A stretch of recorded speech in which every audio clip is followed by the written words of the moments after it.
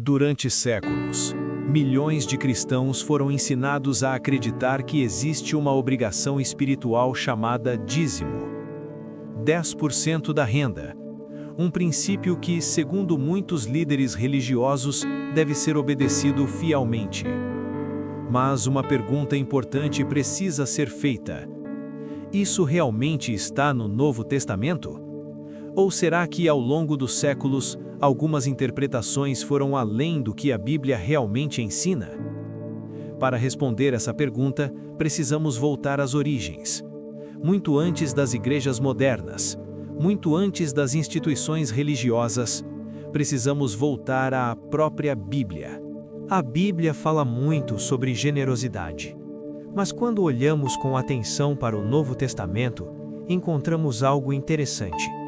A contribuição cristã nunca é apresentada como uma obrigação legal. Pelo contrário, ela é descrita como um ato voluntário, algo que nasce do coração. Jesus nunca estabeleceu uma porcentagem obrigatória. Os apóstolos também não criaram um sistema de cobrança.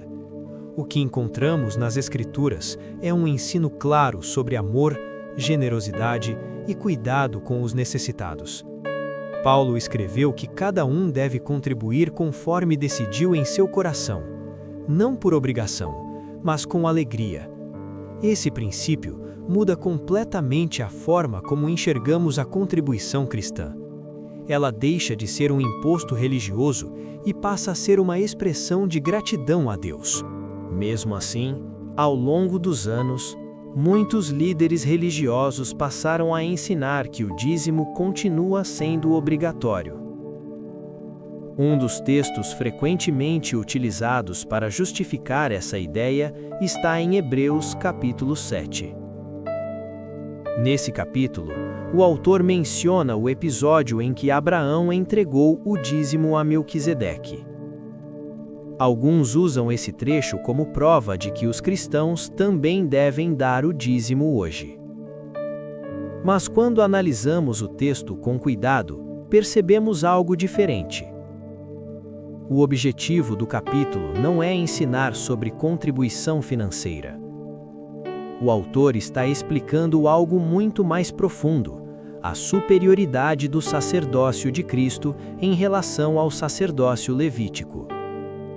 Ele apenas menciona um episódio do Antigo Testamento para ilustrar esse argumento. Em nenhum momento o texto ordena que os cristãos devam continuar praticando o dízimo. Ainda assim, muitos pregadores utilizam essa passagem como ferramenta de pressão espiritual. Infelizmente, em alguns casos, a interpretação bíblica acaba sendo usada para sustentar interesses financeiros. O problema não está apenas na interpretação de textos isolados. O problema aparece quando o dinheiro passa a ocupar o centro da mensagem. Em muitas igrejas hoje, uma parte significativa do culto é dedicada a falar sobre dízimo e ofertas. Às vezes, 10, 15, até 20 minutos inteiros são usados para incentivar contribuições financeiras. Para muitos membros, isso se torna cansativo. A sensação é de que o foco deixou de ser a palavra de Deus e passou a ser a arrecadação. Mas a missão da igreja nunca foi levantar recursos. A missão da igreja sempre foi cuidar de pessoas. Outro problema frequente é a falta de transparência. Muitos membros contribuem fielmente, mas não sabem para onde o dinheiro está indo. Não existe prestação de contas, não existe relatório, não existe clareza sobre como os recursos estão sendo utilizados. E quando surge alguma necessidade na igreja, como uma reforma ou manutenção, muitas vezes aparece um novo apelo financeiro. Quem pode contribuir com 50? Quem pode ajudar com 100? As ofertas extras começam a surgir enquanto o destino do dinheiro já arrecadado continua desconhecido. Isso gera dúvidas, frustrações e desconfiança. Em algumas estruturas religiosas modernas, a igreja acaba funcionando quase como um sistema administrativo. O pastor local presta contas a um ministério maior e envia contribuições regulares para a organização. Isso cria uma espécie de estrutura financeira que precisa ser mantida.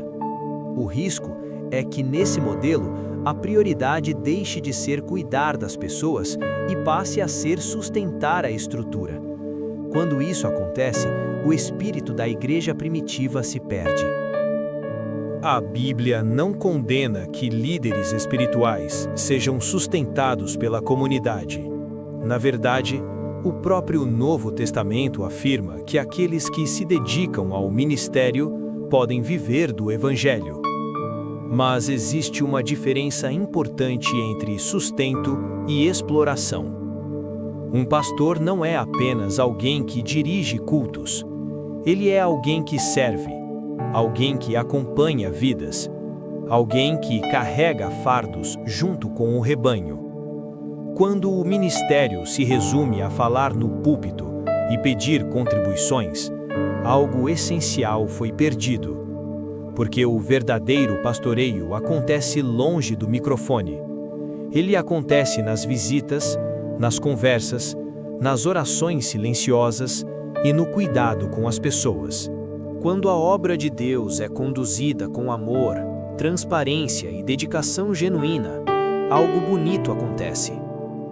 As pessoas contribuem naturalmente, não por pressão, não por medo, não por obrigação, mas por gratidão. Elas veem vidas sendo transformadas, veem pessoas sendo ajudadas, veem o Evangelho sendo vivido de forma prática, e então o coração se abre. A generosidade surge de forma espontânea. Foi exatamente assim que a igreja primitiva funcionou. Eles não eram movidos por regras financeiras, eles eram movidos por amor. A discussão sobre o dízimo continuará existindo. Alguns defendem que ele ainda deve ser praticado. Outros entendem que a nova aliança trouxe um modelo diferente. Mas existe algo que permanece claro nas Escrituras.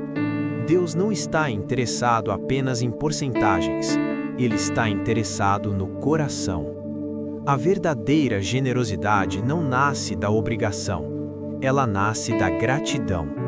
Porque quando a obra de Deus é feita com verdade, amor e cuidado pelas pessoas, o povo contribui naturalmente.